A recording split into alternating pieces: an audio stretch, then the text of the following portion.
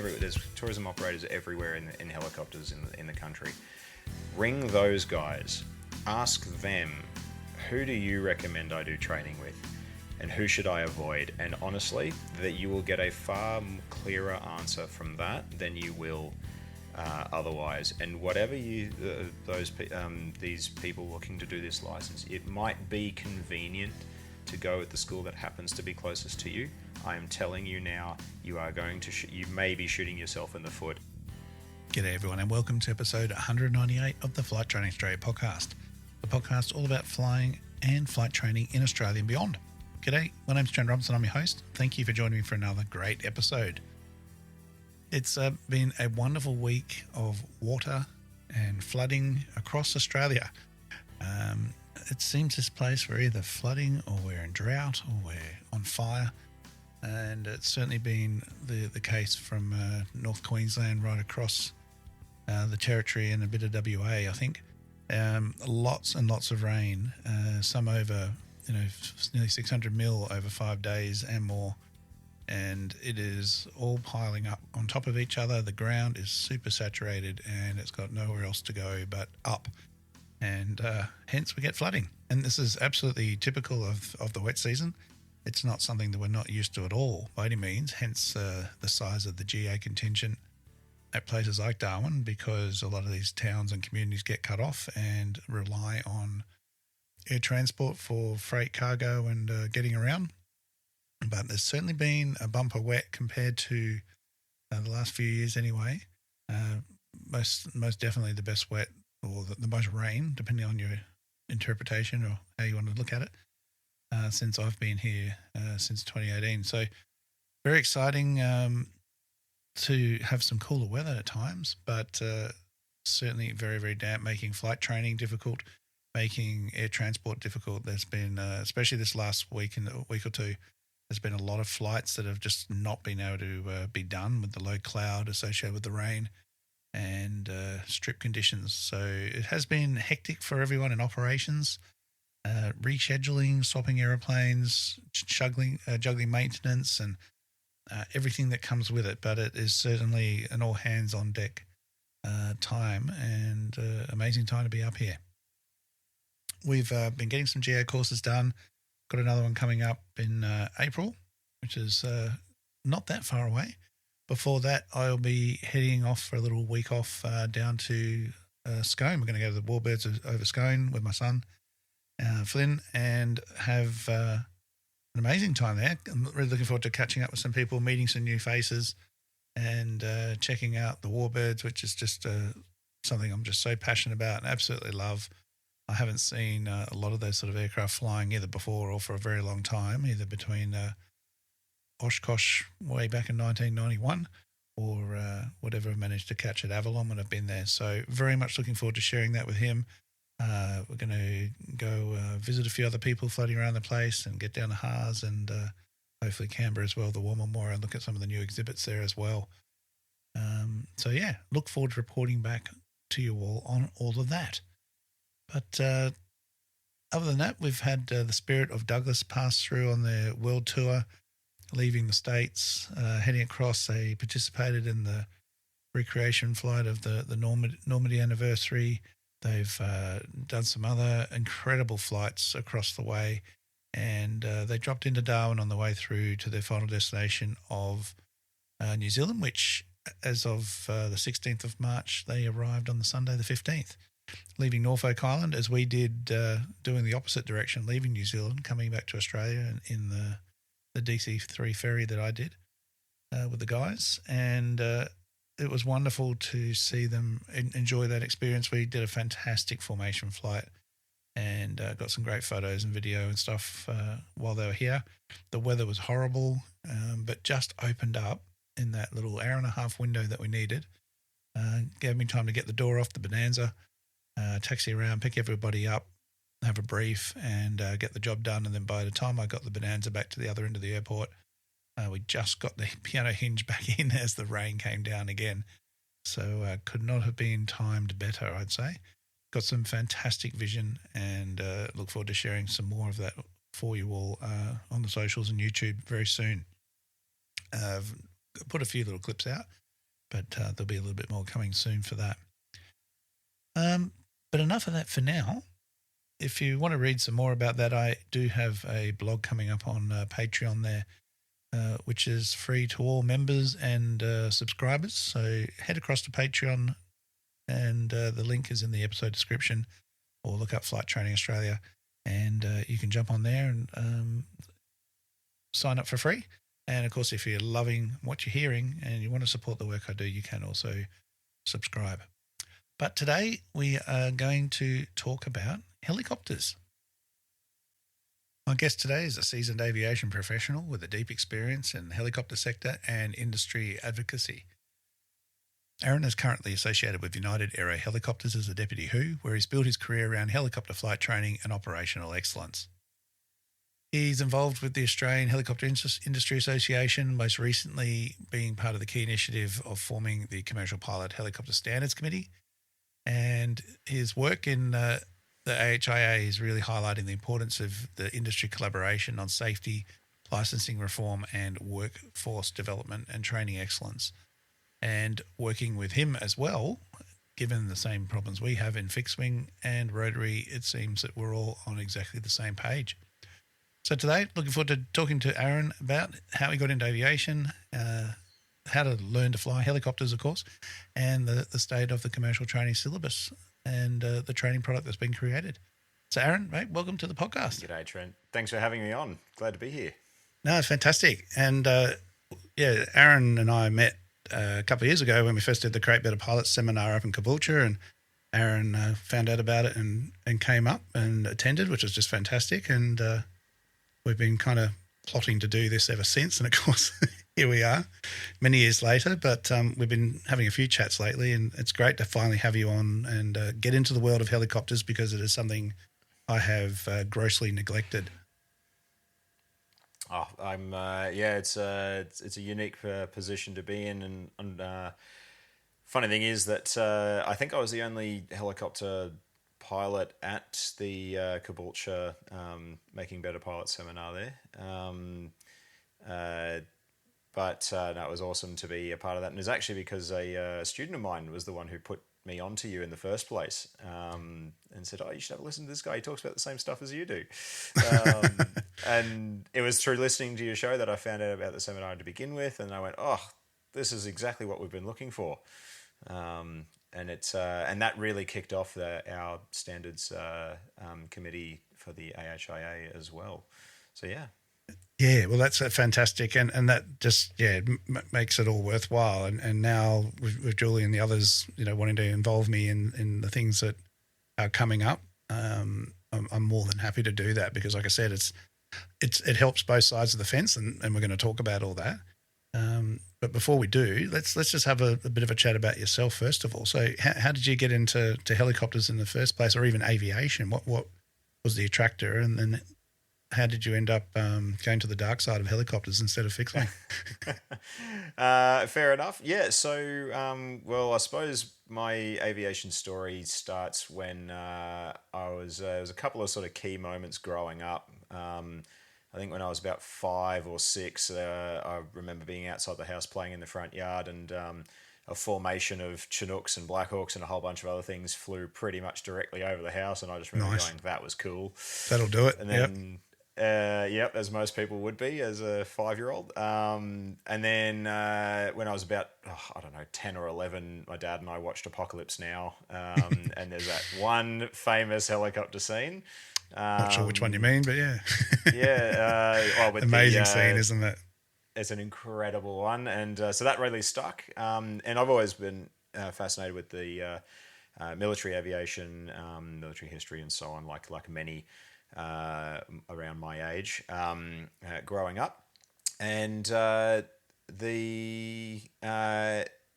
when I was 13, just after I turned 13, my friend of mine got me into the Air Force Cadets. And so I've been a part of that since 2006, and I'm still a part of it even now. And so that further developed the aviation interest. I got into gliding through cadets there, although I deeply regret not doing a private fixed wing license at the time because it would have cost me about $5,000. So that would have been with awesome. the cadet subsidies and that. Yeah, exactly. Yeah. So I missed out on that, unfortunately. I went, oh, it's a bit expensive at the time. But anyway, we live and learn. And then as time went on, like a lot of people, I suppose, we all sit there and go, well, you finish school and you go, oh, no, being a helicopter pilot, being a chopper aeroplane pilot might be a bit unrealistic and I don't know where to go or how to start. I think it's going to be expensive. And you tell yourself all these things, and then some of us get to a point where we go, you know what? Why the hell not? Let's get into it. Let's have a crack and see what's what. And like many, I did a TIFF and a trial flight, and it just clicked and went, yep, this is what I'm doing. Fantastic. And it's been that way ever since. Yeah. So did you ever get to touch the controls of fixing other than cadet stuff? Other than through cadets, Never no. gone back to it? No, never went back to it. Why did I pick helicopters? I think really, other than the movies influence, Apocalypse Now. Apocalypse Now and Black Hawk Down, all the other ones. I thought that should have put you off helicopters. That one. You would have thought so, but no, apparently it didn't. For whatever reason, just didn't register the down part. But I felt that what the flexibility is, I think, what drew me to it, and there's what you can do with a helicopter is quite unique. So it has its little place in the world of aviation, and I liken it to being a bit of a taxi driver. But obviously in aviation, and you can kind of go everywhere. It takes it from a person from door to door, or mountain to waterfall to cattle station to whatever it happens to be. And I preferred that over going to a runway, really. Yeah, well, I think flying past a nice little beach spot or something, that looks nice, we'll drop in there, definitely has its advantages. Yeah. And to be able to go, well, why don't we? Let's just do it. Yeah, fantastic. All right. So, from a career perspective, what for those that are sort of aligned with the fixed wing side of things, what's involved with flight training? Obviously, it takes a little bit longer. I know there's always apprehension of the solo sending period, and so things like RPLs and PPLs tend to get skipped and go straight to CPL sort of level for the hours and competency and stuff. Do you want to just touch on some of those differences there, and then we'll look at the job side of things? Yeah, so there is an RPL, a PPL, and a CPL syllabus, of course, the same as in fixed wing, but the numbers, the hour requirements are quite different. Realistically, there's not much application for an RPL in helicopter flying, given that typically speaking, most people are going solo if they're receiving thorough training, somewhere around the 25-hour mark. Now, most people are having done circuits, finishing up on circuits and moving into emergency training around that 15-hour mark. So there's about 10 hours of not only pre-solo, but also the remaining emergency training that you've got to do. And there's quite a range of stuff that we've got to cover. Not to say not everyone covers everything there, but the majority of schools cover pretty much everything that can occur in their syllabi and go from there. The reason that, so PPL tends to be the main first staging point, and the CASA requirements are that it's only 40 hours. So if you're looking at the numbers, you're going solo at 25, you go, well, really, it's only another 15 hours. Is there much point in getting an RPL and doing the test prep for that, and then having to go and get back into the private syllabus and to make progress there? There are other reasons, but I'll come back to that to do with examiners and so on as well. Well, actually, I might as well say now, there's not that many helicopter examiners, frankly. There just isn't. Do you know how many there are? that aren't in company arrangements, obviously, for the geo training side. Well, in the helicopter industry, you're hard pressed to find an examiner who's actually a part of a school. Most schools won't have one at all, but they'll have someone that they know who is one, and they're mostly independent. Yeah, they're mostly independent. I couldn't say how many there are, but I know that in the Sydney area, there's probably, there's certainly less than 10 that are actually able to do it and that are regularly used. As far as I'm aware, I know of about 5 off the top of my head, and that's about it. Yeah, wow.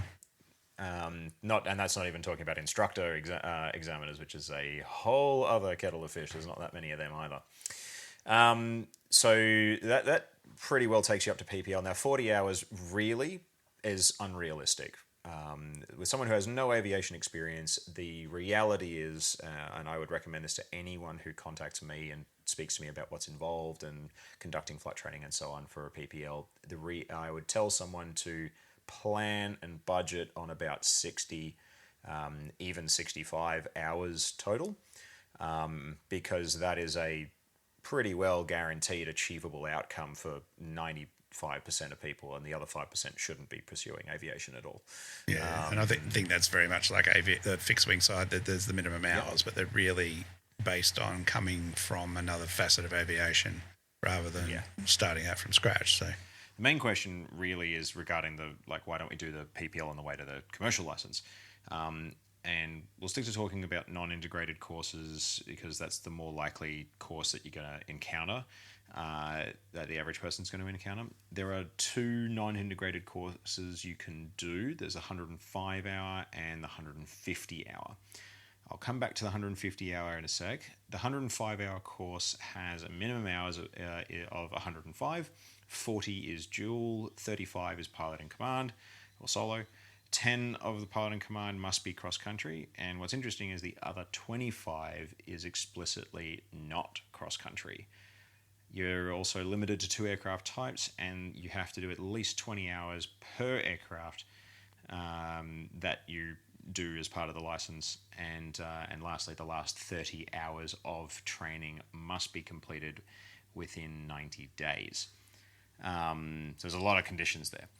It is also common for a CPL student to do their low-level rating training during the 105 hours because it's a core part of what you do in a helicopter, so we often do that as well. Why not get a PPL on the way? Really, the biggest reason has to do with Schedule 9 of the Part 61 Manual of Standards, which says that the 105-hour course must be conducted as flight training. And that means that a solo flight must be directed by an instructor on a particular task. You can't have passengers, as far as I understand it.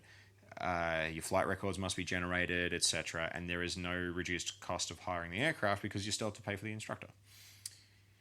If someone did have a PPL helicopter, any private flying they do won't count towards their CPL in the 105-hour course. But it can if you follow the 150-hour course. However, it means that the overall cost of the license has increased by 50% as well. So for the 150-hour course, it's 150 hours of aeronautical experience. 140 of it is as a pilot, but only 70 is as pilot of a helicopter. 35 PIC, 10 cross-country, that's the same. Now, if you're coming across from fixed wing, this is the course you would follow as well because it uses your other aviation experience and you only have to do 70 hours in the helicopter, of which 35 is PIC. So half of your commercial license is in a helicopter coming from fixed wing is pilot in command, and the other half is dual, effectively. Now, if you don't follow that structure, that 105-hour course, you can go and do what is considered the integrated training course, even without having integrated training, and then your license becomes a 150-hour requirement, and that increasing the cost of a helicopter license is by 50% is pretty substantial. So yeah, that's why a lot of people don't want to go down that path. Yeah, those are the real key differences in sort of how it's set up. That 25 hours of general handling, though, is a bit of a sticking point on, or solo general handling, sorry. There are certain things that are expected to be done with that time that unfortunately aren't happening or aren't being done in the name of risk aversion, which is unfortunate. All right. So what about someone like myself? Like if I wanted to do a CPL and then convert, would it make much difference whether I had 150 hours or 10,000 hours? Yeah, so it does reduce the license, the hours requirement. It drops it to, you actually slot into the 150-hour syllabus. But it says it's 150 hours of aviation experience, or flight time, but it's 70 hours as pilot of a helicopter. And that would be where you would go if you were converting across. So as long as you've got more than 150 hours total, fixed wing and rotary combined by the time you're attempting the flight test, and 70 of it is in a helicopter, then that's your requirement. You still have the 10 hours of solo cross country of a helicopter, but you don't have the 25 hours general handling requirement. I'd need to double check the numbers as to what the amount of PIC time required is, but yeah, that's what it ends up looking like. You already know how to navigate, really, so it's more an exercise in cockpit management, because when you navigate, you can't take your hands off the controls, really, for an extended period of time, so you have to learn to write left-handed, which is difficult if you are not left-handed like I am. Okay. Hadn't thought of that one, other than the really expensive helicopters have doors, so you got to watch your charts and paperwork kind of flying around everywhere. There is also that. It is an important skill to learn to do a cross-country flight with no doors on. How do you manage that? Pretty substantial risk for loose items. Yeah, and even then, that said, I've had a friend of mine lost a map between the gap in the door and the door frame with the door on. So, that happens too. Anything can happen. And so would thousands of hours make much difference, or not really, because it's just a different set of motor skills? It might help a little, but otherwise it wouldn't make a big difference in your view? Or? I think it does make a difference. So, one of my recent students is a first officer for Qantas on the A380s, and he had a really easy time with lots of things. So anything to do with radio or map reading, and what else did I have? We've got like the decision-making elements, flight planning, reading instruments, a lot of procedural things they understand. There is a procedure to follow, preparing for a flight, inspecting, and what all the things that you've got to do. There's some positive crossover with landing methodology and most helicopter people listening to this are going to go, huh? Because there is good crossover between how you land an aeroplane, or at least how you land a glider, and how you land a helicopter in an auto rotation. They're remarkably similar. Obviously, the attitude, the nuance of where the attitude's supposed to be and all those kind of things, the sight picture is a little bit different. But overall, the profile of what you're trying to do is nearly identical. So as long as you can get that across to a student, it does make it pretty easy. The actual handling skills do take time. One of the things that I notice a lot with highly experienced fixed-wing pilots is that they will try, when they see a roll in the helicopter, they'll try and use the cyclic grip, and they'll lift the handle up and down in a Robinson when they see roll outside, but then there's an extra step that your brain has to go through of, oh, that didn't work, it has to be this, I have to move it across rather than try and lift it up or down. So Robinsons are actually, for an aeroplane pilot, harder to learn to fly just because of that compared to a conventional cyclic helicopter like in a G2 Capri, or the Squirrels and Jet Rangers and so on. There's some other minor things. The way we use throttle is different. Getting used to being at a low airspeed, having the green range of your airspeed indicator be from 0 to 120 is, or 110 in the case of the 44, is pretty, takes a moment. How slow we fly and approach. It's that dip after takeoff. Sorry? I've only been in a 22 a couple of times, or it was R44 actually, and just lifting off the ground and then just dipping the nose and not hitting it. It's like, whoa, what are you doing? Yeah, and not hitting the ground. It does. I distinctly remember the first time I did it. That takeoff standard takeoff profile. I felt like I was going to slide out of the seat because I tipped the nose down exactly like that. And it was a rather does take a moment to get used to, but I think I used a bit too much forward cycling. But that's when I was in training there. Good. One really funny thing that catches people out is the in the Robinson in particular, the low RPM warning horn that we have is the same physical component as the stall warning in a Cessna. Yeah. So the same speaker, tone, even the light is rather similar. I mean, it's a warning light, they're all kind of the same.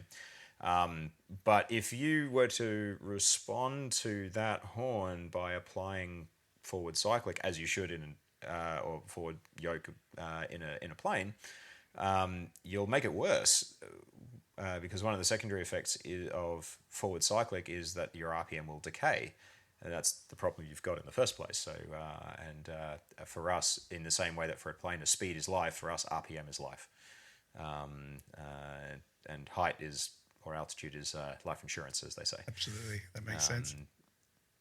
Yeah, cool. And rudder pedals. Yes, that is the other big one. I went to Alice Springs, Uluru, and I was demonstrating an airplane there and took a helicopter pilot and took him for a fly. And I said, just taxi over here. And he's like, how do I do that? And I said, what? How do you? But he just never used how do you do that before. Totally different application. Well, yeah, not exactly. Totally different, but, I mean, near enough. On the ground, it works out in the hover, it's kind of the same. Left it makes the nose go left, right makes the nose go right, and that's still true in forward flight. But the way that we use them, and it comes down to how you name it. To you, it's the rudder pedals. To us, it's an anti-torque pedal, and so that's its function, is to oppose torque. If it's only applied in forward flight when you make changes in torque. So where it gets confusing and where a lot of fixed wing pilots will have trouble with is coordinating your turns. So we do not apply pedal in a turn just because we applied or created a roll or we have an angle of bank. We do apply the pedal in a turn because we, in the same way that you're with your angle of bank, your in our case lift, or our case rotor thrust is no longer aligned opposing gravity, so we begin to sink. And in our case, that means we need to raise collective to increase rotor thrust to offset that sink. But that increase in rotor thrust is why you apply the pedal, not because of the angle of bank. Where it gets confusing is it doesn't matter which way you're turning, you're applying the same pedal because the torque is acting in the same way. So flying circuits is very entertaining for me when I've got tens of thousands of hours experience fixed wing pilot, and they keep trying to descending turn to the left, descending turn to the right. It's no, you're using the wrong pedal. It's the same as it was last time. Yeah, right. Well, it sounds like I should send some of my students to you because they don't use road pedals either, so they'll fit in nicely. Perfect. All right. Oh, well, dear. Let's have a talk about helicopter training standards. So as obviously everyone knows, I'm talking about issues in the fixed wing sector all the time and how we're trying to fix things and raise awareness. So how would you describe the current standard of sort of CPL helicopter graduates as to the expectations? And again, have you seen a shift since the transition to Part 61 versus Car 5 days or... Yes. So, for context, I did my flight training immediately, or during the introduction, or when Part 61 took effect. and I did my first exam after Part 61 took effect. So Part 61 has been my training experience. Yeah. Now, the Car 5 syllabus that we mostly have been running off of was written in the 1960s for helicopters and hadn't really changed all that much, but the capabilities seemed to be pretty universal of what was expected. Across the board, it seemed to be more or less okay. There were some who were obviously cutting corners, and that's always going to be the case, but across the board, it seemed to be pretty reasonable. The knowledge base was pretty reasonable. There were cultural issues, but that's a different discussion. The introduction of Part 61, having the manual of standards be so much more explicit than what the Car 5 syllabus dictated, should in theory mean that it's much better and more consistent and so on, but that has just not been the case. Now, what I'm basing my information on is reports from a few key employers of, major employers of fresh out of licensed pilots, and they are reporting much the same as what you said, a notably increasing cost in the amount of line training required to bring them up to spec. Now, a company, I won't name names at this point, but a company that I know, and one of the ones I was in contact with, they said they took on, a few years ago, they took on 17 new pilots for seasonal work in the top end, and which was huge. That was one of the biggest intakes they'd ever done. During that assessment process, 2 of them were told didn't even get into the helicopter for their check ride. They failed the ground component extensively. And of the remaining 15, 5 were at a suitable knowledge-based standard, what you'd expect from and what is required from a commercial pilot, having passed all their training and the flight testing and so on. So for what's expected. Now, their flying ability varied quite wildly because some had done their flight test a couple of years ago and hardly flown since. Others had done it, a couple of weeks before this check ride. So a bit of a mixed bag in that sense. But again, 5 of them, while rusty, still had all of the skills that they needed. The remaining 10 left quite a bit to be desired. And they had to then ask one of their senior pilots to do, who was an instructor as well, to do remedial training with these people because the actual time left before the season started was insufficient to be able to go through the hiring process for another 10 They're in a real people. bind, yeah. Yeah. And I later found out that a couple more of them ended up dropping out. I think 1 or 2 got told, no, sorry, still not good enough. You haven't changed your attitude. You haven't changed your adapted to what we need, which is fair enough. And another one, I think, left due to for more incapability reasons. They had an incident on approach to land, and as a result, the company went around the table and they said, "Well, would we feel comfortable with that person flying our family?" And around the table, they just said, "No. All right, well, then the decision's pretty clear. Like, we can't keep them on." The age-old bench test, yeah. Yeah, that's it.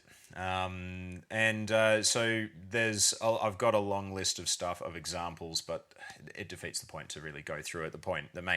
The gist of it is that, unfortunately, no, the current state of it is not great. There are some schools that are doing a spectacular job, as you'd expect, but there has been a notable decrease over the last even 15 years in capability of what commercial pilots, graduates are able to perform at. And do you feel that is an experience level of the instructors and schools that are delivering that training, or just the huge costs involved with helicopters and obviously, the limited airframe hours and all these other things that just make helicopters cost what they do versus fixed wing? or just a mixture? Yeah, so it is a mixed bag. There's, I can say that the schools who tend to be doing better and have better output at the end of the day, or a better product, really, at the end of the day, are the schools where the instructors have industry experience, and it is heavily frowned upon in the rotary industry to be an instructor without GA industry experience, because there's not there is GA is pretty much it. The whole of the rotary industry is general aviation, aside from marine pilot transfer and a little bit of oil and gas stuff. That's about it.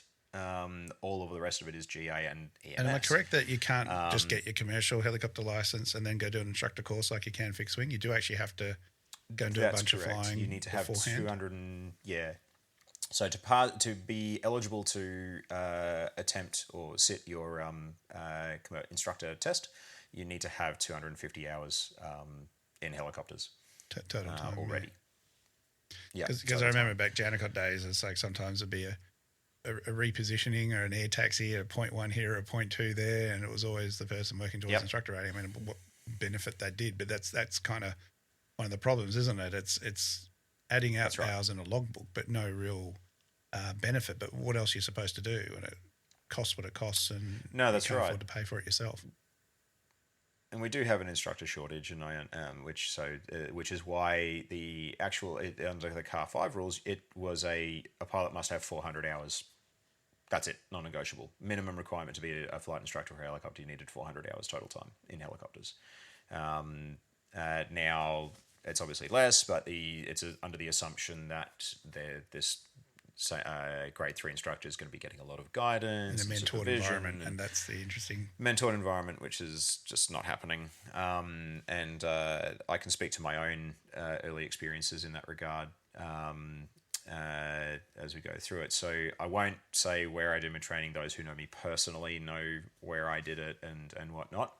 And I can only speak to and even if you do know where that is, the instructors who were there when I went through are all gone, and so it might be a different place now. I don't know, and so I can't comment on what they are performing like right now.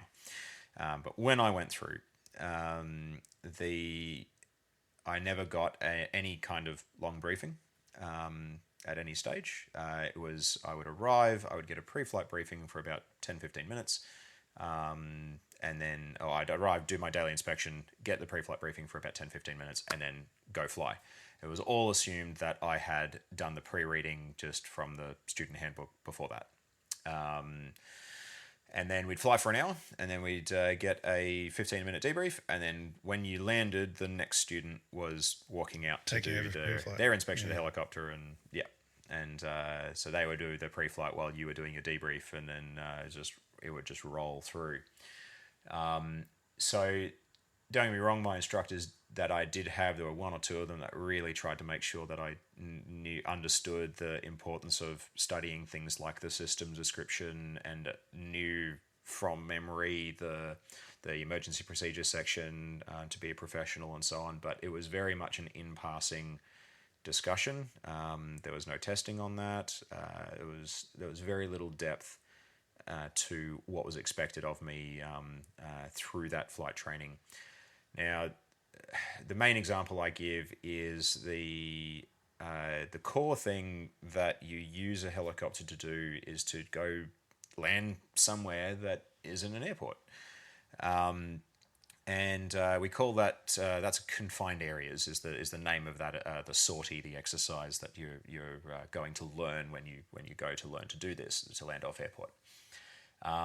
And you, during that solo general handling phase, when you get sent out to the training area, do the solo local area flights and whatnot, that is one of the things that you are meant to be practicing as a skill, is assessing suitable landing areas and shooting approaches, going around, practicing that decision making, and all that sort of thing. You are meant to be doing that But that wasn't my experience. When I was in that phase, I was told to the only thing I was permitted to do was taxi to the main helipad. Once I was at the main helipad, I could take off, and I would depart and go west of the airport and follow. There was a water pipeline that you would just follow all the way to the end. For those who know the Sydney area, it's the pipeline that goes from Bankstown or near Bankstown to Warragamba Dam. And you get to Warragamba Dam, you turn around, and you follow the pipeline all the way back, and that would be 1 hour. Do that 20 times. No radio transmissions for Class Golf airspace. Do not deviate because you'll insert reason here. So there's an upgrade on the IFR of I follow roads, railways, and that we have to have IFP now, pipelines. Correct. Yeah.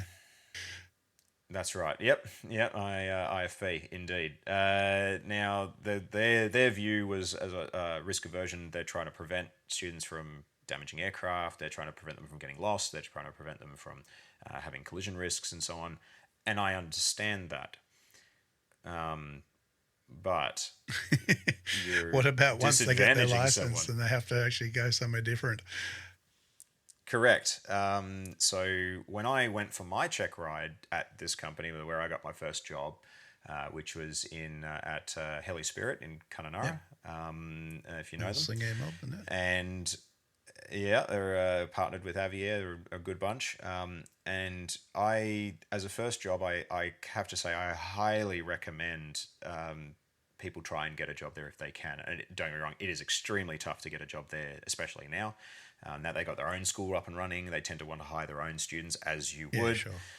Because they've because of the problems that we were talking about earlier. What they're getting, they just go, at least this is a known quantity, and we know that they can function the way we need them to, and so on. When I got there for that check ride, I have to say I felt pretty woefully underprepared to work in this industry, and I wasn't being expected to do much other than fly passengers from an airstrip around the bungles and come back to the same airstrip. Do that for 7 months. But obviously there was more outside of that, and landing at in a confined area was one of those things that I wasn't really able to do effectively.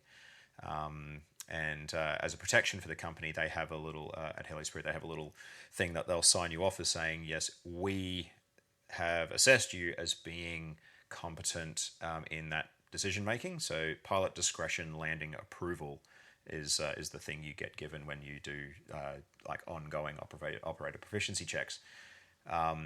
This is the reason why I recommend them more than anyone else. They never, in my experience there, and I worked there for 5 years or 5 seasons, they never took advantage of you as a new pilot, which is pretty rare, I have to say, in industry. They made damn sure they did everything right by the book, and you had consistent, regular training from the chief pilot or one of their senior instructors or whoever who could come out. When I was doing it, every 6 to 8 weeks, we would get another check. And the point of that was not to say you haven't met the requirements, you lose your job. It was to say, we want you to develop your skills. And that what a concept. Was truly invaluable. Yeah, Sorry? what a concept. Like, you just think that would be the natural thing to come out better than you came in and all that, but yeah. No, it's so good to hear. So they're quite... It was an incredible experience, and because of that, you just have the time and effort that they put into you to do that made you want to stick around more, and it meant that you were well equipped when you did move on from there. I'm sure that it has an impact on their insurance premiums, but I don't know any other operator that does. As an ops manual requirement, every line pilot must go through a check every 8 weeks. Yeah, that's phenomenal. It's incredible. So that is why I highly recommend them. They take pilots fresh out of license, and they'll if you did what I did and you do 5 seasons with them, they'll eventually put you in a jet ranger, a turbine engine aircraft. They give you the endorsement with a loan agreement. It's all written up appropriately and whatnot, and you come out the other end of, say, 5 seasons. You have 1,500 hours pilot and command time. 700-800 of it is in turbine engine helicopters. You've been working in the bush. You've been doing aerial incendiary work. You've done such a wide range of stuff, not just carrying passengers on scenic jobs and so on. And an understanding of the industry that you may then go and teach yourself. That's right. And you're then able to go into utility or other aerial work jobs and so on, which is and with those minimums and the experience with the nature of the Kimberley being on fire all of the time, you get a lot of fire experience as well. So you come out the other end of 5 years up there and you can start getting work in firefighting in a long ranger. I mean, that's phenomenal. If you can find someone who's willing to hire you with in a long ranger. So that was my job experience. But going back to the start of it, again, I felt very underprepared, and that was a real motivating factor for me to say, I don't want anyone to feel like this. When I became an instructor later, I didn't want anyone to feel like how I felt when I got there. And that first check ride that I did was a 7-hour day. And we went through, it was commercial flight test. It was certainly tougher than any commercial flight test I'd seen, in just the level of detail of what was expected. The chief pilot at the time, Howard James, who's since retired, he expected me to do manual weight and balance on paper in front of him. He got me to do performance charts on paper in front of him, calculate density, altitude, all those things. And in the sort of pre-interview thing that they did before I even got up there, he said, just so it's a bit of preparation to make sure you know what you need to know when you arrive, be prepared for a commercial flight test, everything involved in that, and if it's written in the flight manual, you will know it. He said, not should, will. Yeah. All right. Yes, sir. No worries. And boy, did I get some questions on that. Things like, tell me what what is the exact number of what the cylinder head temperature gauge goes to, what its operating range is, even though it doesn't say it on the, may not say it on the actual instrument, oil pressure, cylinder head temperature, all that kind of stuff. I think after a while of questioning, when he asked me what the tip speed of the main rotor at 102% was for the R44, and I gave him the answer, and he went, yeah, okay, we don't need to talk about the flight manual anymore. But isn't that the case, isn't it? It's like we just need, as examiners or assessors, you just need to be comfortable that you know what you're doing and you get it right. If we have to keep digging for everything, then it starts making us question. But they're good. And It was that was how what really kicked off my career. Curiously, obviously, it was only seasonal work with Heli Spirit in this particular situation, so when I came back to Sydney, my partner was here at the time. She didn't want to move, and all the other life things that go on. And I wanted to do my instructor rating because I wanted a job, and I had the ability to do it. So I went, why not? I'll do it. I spent every cent that I earned working for Heli Spirit, all of it immediately into the instructor rating. But that recommendation is not one I'd make to someone in the same position as I was necessarily. I had teaching experience through cadets and whatnot, and so I knew that I enjoyed teaching, and I understood how, at least basics of how to do it, and what was involved in it. So I was a little bit more aware of what was involved in becoming an instructor and so on. That said, I didn't have a whole lot of industry experience. So if someone is listening to this and they're a helicopter pilot and they're thinking of becoming an instructor, and they're sort of under that 750 hours, frankly, mark, I would say it's worth spending a bit more time to get that industry experience, unless you have a bit more of a teaching background, then it might be a bit different. because when I went in, I got zero guidance, almost none. Yeah. When I started working, got thrown tiffs left, right, and center, and no one ever came to check to see what I was doing was right, or maybe once a week or so. But that was it was certainly not that much oversight or development. Yeah, and that's a big problem, isn't it? Having people around to give you that. If it's a small school, everyone's busy. If it's a large one, then there's more chance of maybe getting that. But again, if people are getting locked away in their own offices and doing other things, it doesn't really change anything. It's still the same as a small school. So that's right. So, the standards that are coming out for you guys, is there things in the syllabus that are covering these topics, but they're just not being delivered well, or do you feel that there are a few little holes in the helicopter syllabus? And how has that sort of come about with the standards committee that you've now formed to start looking at this? So for the most part, pretty much everything that needs to be addressed is addressed in the helicopter syllabus. I would say one of the topics of discussion is to say there's only one really that we say needs to be practiced, which is vortex ring state identification, recovery, and so on, which is one of the key hazards that they talk about in the syllabus. For those who don't know, it's when you, in layman's terms, you descend into your own downwash, and it can be pretty catastrophic in that your rotor blades cease producing effective lift. Yeah, and you get stuck. You can get stuck in it, and your rate of descent can jump from 200 to 300 feet per minute at the incipient stage to developing up to, depending on the aircraft type, up to 8,000 feet per minute if you get stuck in it. But as with all things, a lot of undesired aircraft states, the identification is the key issue there rather than the recovery. Outside of that, frankly, pretty much everything is stated pretty clearly to be covered in the manual of standards. So the syllabus in this case is not really much of an issue. That said, as with what you guys are experiencing in the fixed wing world, the delivery is not quite there. So there's a few things that come to mind. A really big topic of discussion that goes, I can see both sides of very clearly is, I'm going to get crucified for this, touchdown auto rotations. So that is conducting an auto rotation, a simulated engine failure, power failure, to touchdown, meaning that the engine is at idle, or because it's simulated, all the way up to ground contact, up to and including ground contact. Now, the exact wording in the syllabus is conduct autorotative landing. That's the phrase that's in there.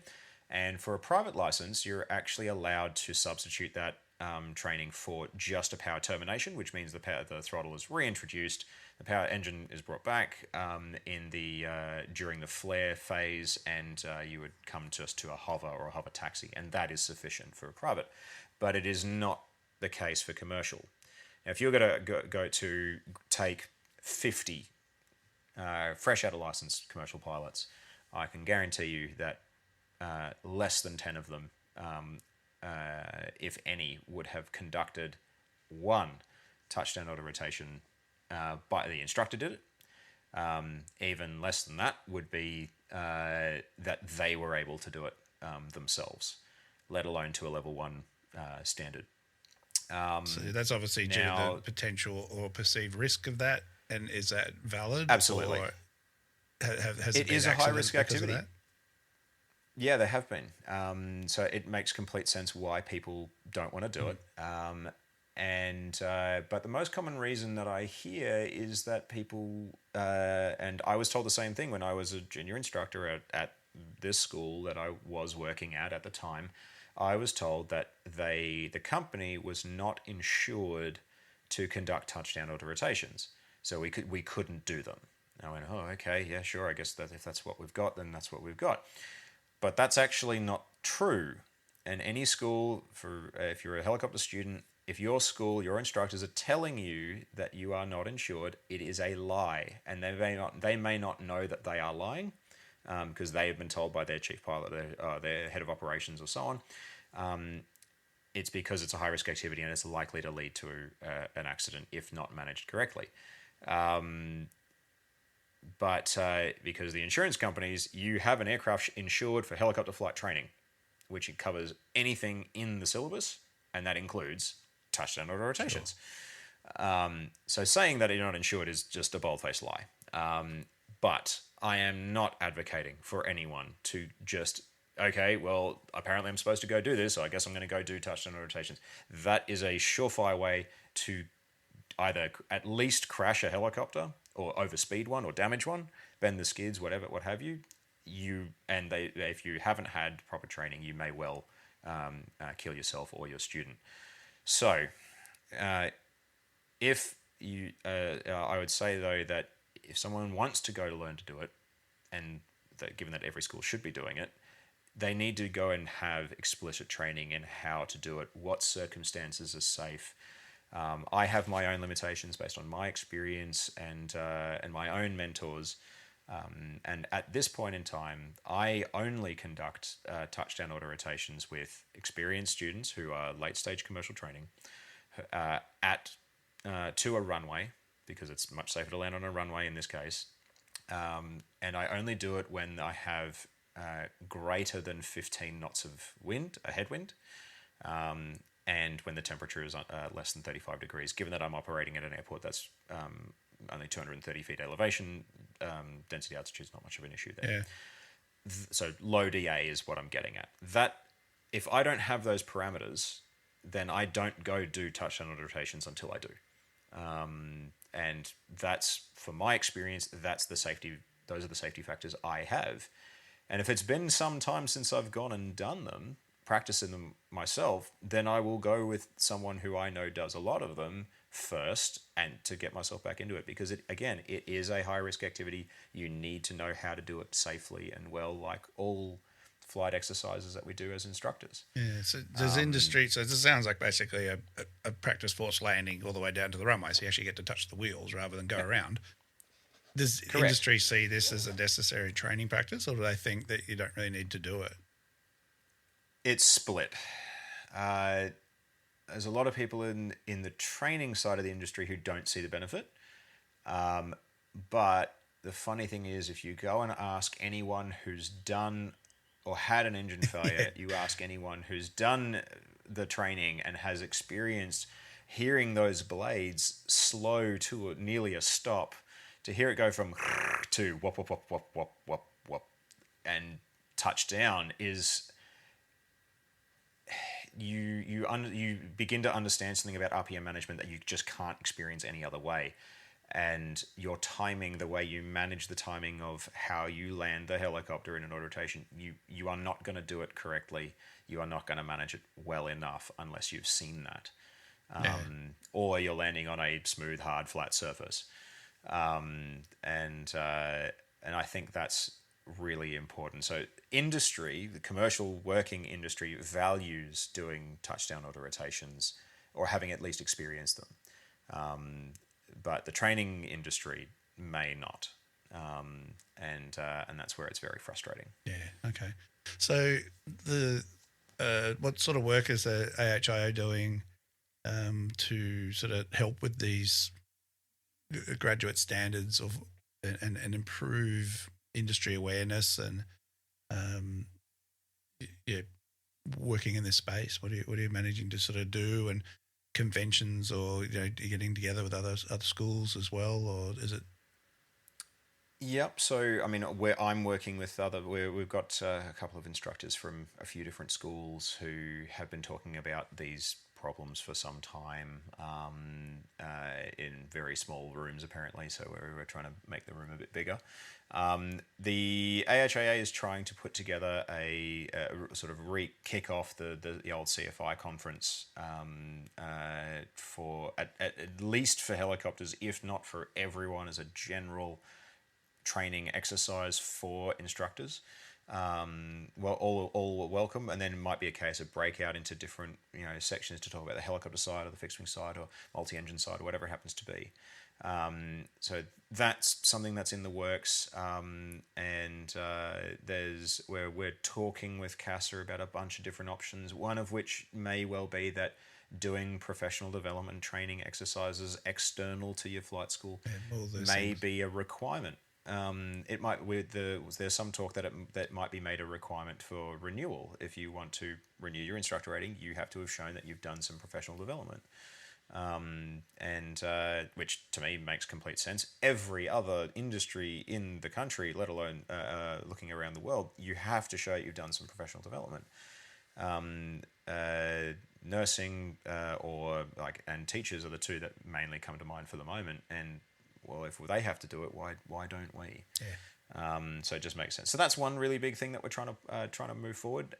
We're also going to be talking about there's a bit of a media campaign that's going to be coming out in the not too distant future, and we're going to be talking about it's going to be interviews with industry commercial operators who will be talking about things that they look for and value in flight training, and it's actually targeted at the students.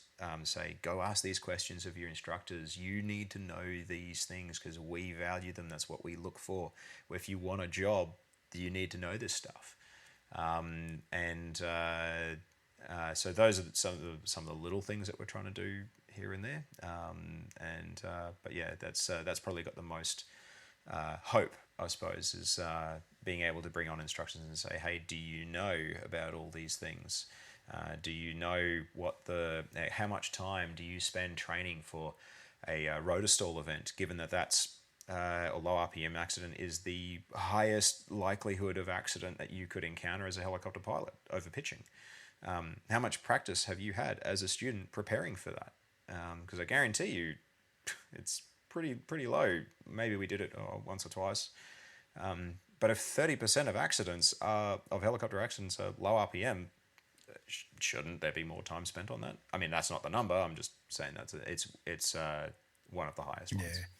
Yeah. It's great. Look, I think you've got some really great ideas there. And again, we've been talking the very same things. And I was just literally having an online meeting before recording this with the examiners having to do EPCs, but also having to do a PDP to just get some reminders, some influence from external factors there, just to get you thinking about things and not just sort of being fed what you are from your local area and your internal organisation. I think it's really, really important, and a form of mentoring and ideas. Oh, I was doing this thing and these guys do this and maybe we could do that. And exactly, with you coming to the conference that I ran, and now it's helped to form what you're doing now, which is awesome. And, you guys invited me to your meeting the other week when I was in Tassie, and that was great. And I look forward to, some more coming up and getting involved, because there's so many synergies here. It doesn't matter which way the propeller goes, it's forward or poising up. Spinning it on the top or on the front. We're all having very much the same things, and most of it is just understanding these processes, these instructional techniques, the significance of what and why and how, not just do this and we can move on. I think it's really a credit to you all, and again, a lot of us are all doing this on our own time to try and help our own industry. It's not paid roles and things, and it does take up effort and traveling to places and doing stuff as well. So no, it's really great, and I appreciate the invite to give my 5 cents worth and help wherever I can, because I think it's just such a common problem that we've all got, and it's great to have the more the merrier, really, to get some change and stop just bitching about it. Well, that's right, and as what happens with all these meetings, you get enough people together, everyone just complains about the problems that they've seen with very little action. But it's nice that there's some progress being made, and we're now being able to sort of attack this problem from so many different directions.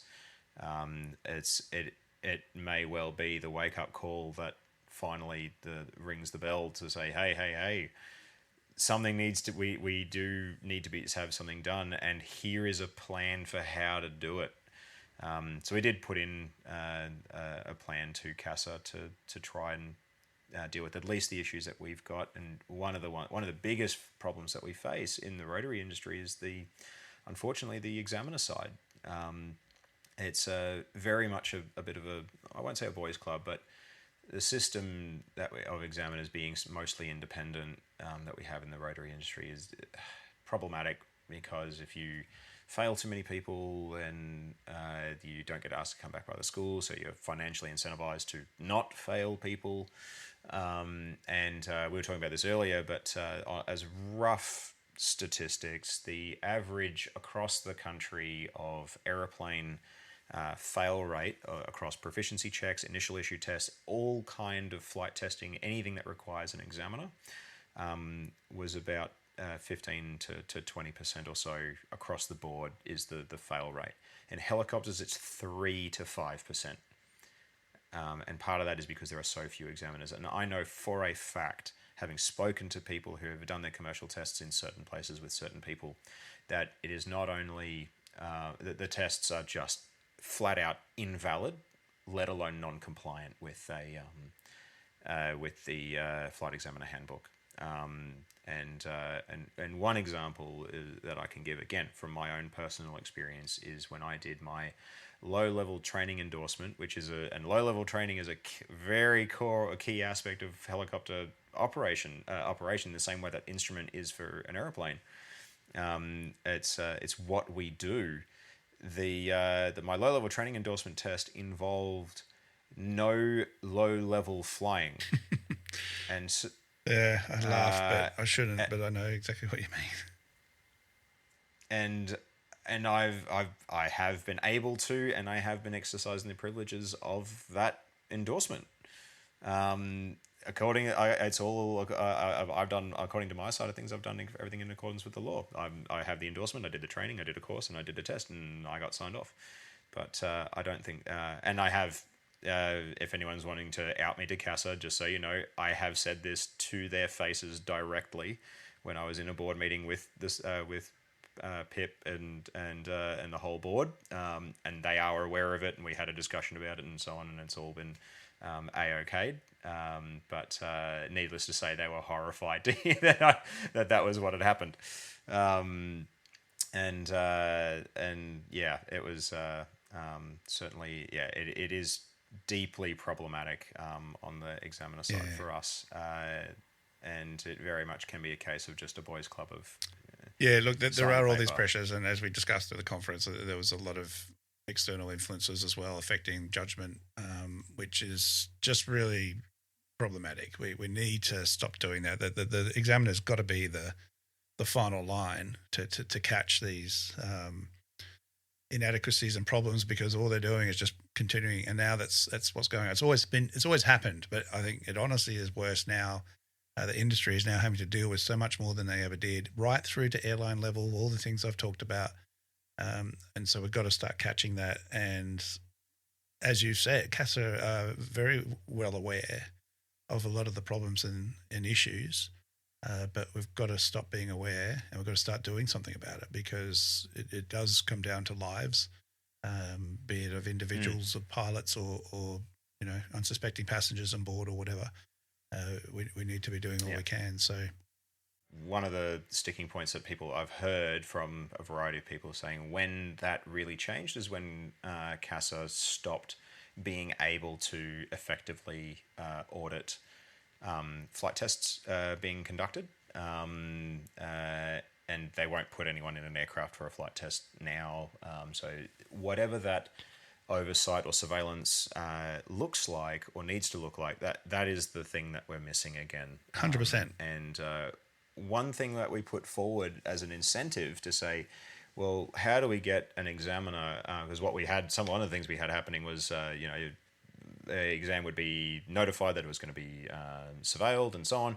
And then the day of the test, the FOI or whoever it was would show up and go, oh, where's the people for this test? And be perfectly clear whether. And I say, oh, yeah, we cancelled due to turbulence, or something like that. And so that the test wouldn't get surveilled, but we said, how do we incentivize examiners to want to be surveilled? So we said, well, we suggested to CASA that what if doing or getting audited like that could potentially be the assessment to renew your examiner rating.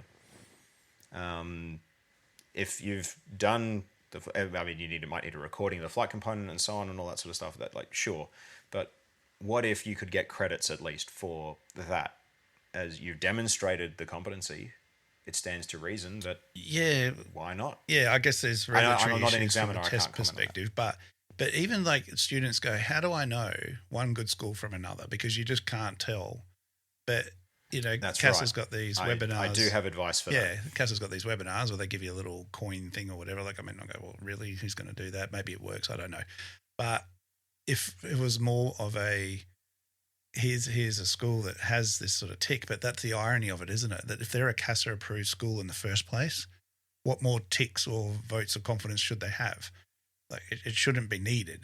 And so Correct. I think if it's a lack of supervision, a lack of surveillance, well, then that's a failure on their part, and they need to do something about that, because that makes them compliant and complicit in this whole thing.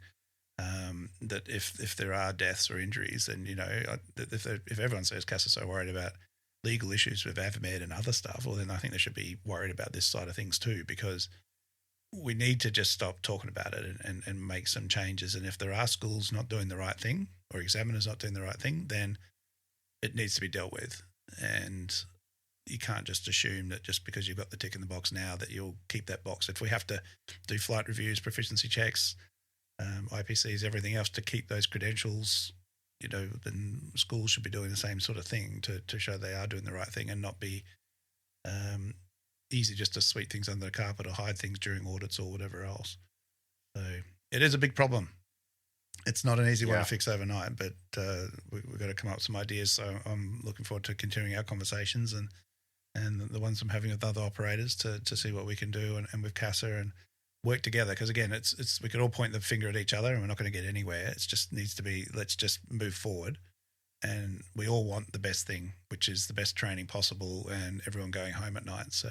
And for the students, it's for them to be able to, make sure they can get a job at the end of the day if they're a commercial student. Speaking of, as advice for anyone listening to this who's looking to do a commercial helicopter license and trying to pick what school they do their training at, the best way, in my experience, to be able to do that is simply to ring around the country to speak to operators, particularly larger ones, who hire new pilots, and you may need to ask around who hires new pilots. And I understand you don't know what you don't know and so on, but just find some big tourism company.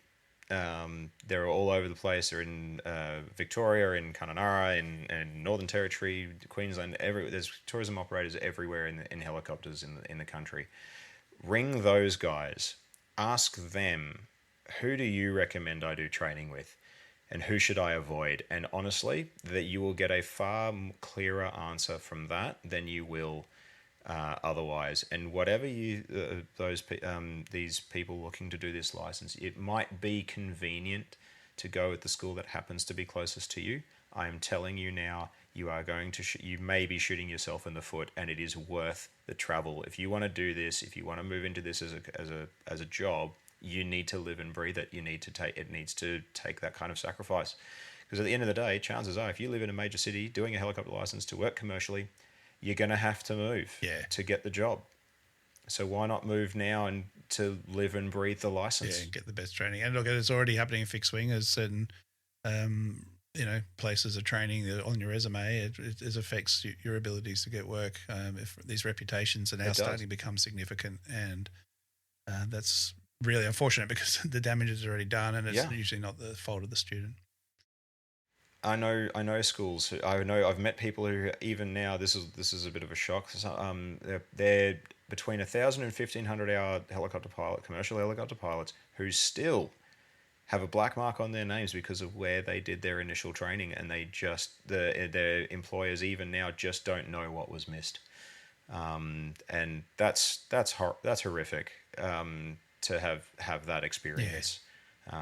So please if you're listening, go talk to those companies and ask them for their recommendations, and don't just talk to the ones in your about the ones in your local area. Yeah, great advice. And I think I say the same thing with fixed wings, that sometimes it might be worth the travel. So. Yeah.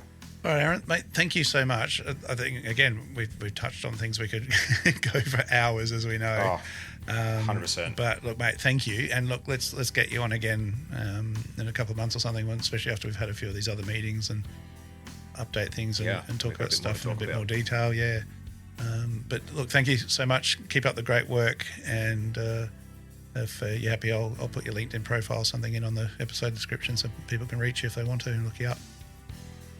Legend. No, thanks for having me on, Trent. I really appreciate it, and looking forward to seeing you more. Your shiny head a little bit more. Definitely. And my own, for that matter. All good, buddy. Thank you again, and we'll talk soon. Catch you around. Cheers. Thank you very much to Aaron for joining me in that episode. Some fantastic information there, and really great to speak to someone like-minded with the industry concerns. And isn't it fascinating to see that very much the same sort of concepts and problems are being found in the rotary world as well as they are fixed wing and indeed RAOs as well. All right, guys, thank you for joining me. Long episode, but I hope you enjoyed the chat, and I look forward to catching you all next time. Until then, blue skies, keep your feet dry, and remember the golden rule: aviate, navigate, communicate. Cheers, everyone.